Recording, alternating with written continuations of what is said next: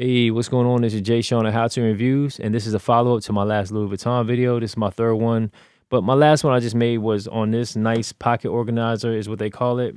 This is super dope. I love the colors inside. Very different, at least different for what I'm used to seeing. So let's get right into this video of this other option if you don't want to spend this much, or if you don't like the bulk and you want to cut it down even more. So let's get right to it. Yeah. Jsean. All right, so if you saw the other video, you see that I unboxed that pocket organizer. Now this one right here, we're opening it together. Let me just show you how it comes. Packaging is always really great. Here you go. And even if you don't know what you're getting at Louis Vuitton, I always recommend make sure you get it at a Louis Vuitton store or directly at louisvuitton.com. I don't really trust buying certain things at different retailers, not to talk trash or talk bad about any other place you choose to buy from. If they sell it there, just be careful. You don't want to buy something that's not at a reputable place and then you're spending all this money for something that you don't even know is authentic, because I just did that with some shoes on some Jordans, and I'll share my experience in that video too at StockX, and check that video out and you guys can tell me what you guys think. So again, nice box, nice packaging.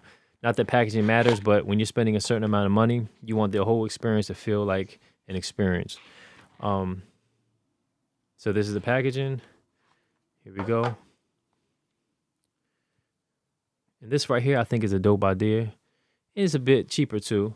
So this retails for still $200. I think it's $210 or $205. Now this right here is a little, almost looks like a change purse. I believe this is listed under men's, but male or female, a lot of females use this. Has zippers with the Louis V, like an LV logo right here. It's hard to see. Has leather inside, and it still has a canvas material on the outside. I tend to like this pattern better than the LV everywhere. The monogram pattern is what they call it, because I just feel like it's a little bit too busy for what I want. And I kind of feel like it looks, I don't know. I don't want to say male or female. This is what I typically like, and this is what my belt is, the same pattern, same color. I forgot how to pronounce it, but I like it. So with this one, what I like about it is it has this on here, right? This little keychain. Now, what I think it's originally designed for, now with this, I believe you have to pull it up. Okay, you have to, I don't know if you can see it. It's very hard because it's focusing on me. I'm trying to hide myself. You pull this back and then you lift it up. So it kind of locks into place. You pull it, so it's not going to just easily unbuckle itself. What this is originally designed for is putting your keys on here and then putting your key inside and then zipping it. Now, for me, the other way that I want to do it is leave this out. Now, I wouldn't overfill this because I don't know how strong or sturdy this is attached inside to the materials, but you can easily put a few cards in here, a little bit of money, some change, zip it up. So if you're like me, I wear my keys on like a carabiner clip, I think is what it's called, and I always clip it to the top of my pants, or I clip it to my belt loop. So this right here, I'm going to do the same thing, except I won't clip this to the top of sweatpants. If I'm wearing sweatpants or something like that doesn't have a belt loop, I will just switch it to this really quick. So for me, I don't carry a lot of stuff anyway. I don't even carry cash or anything like that, typically.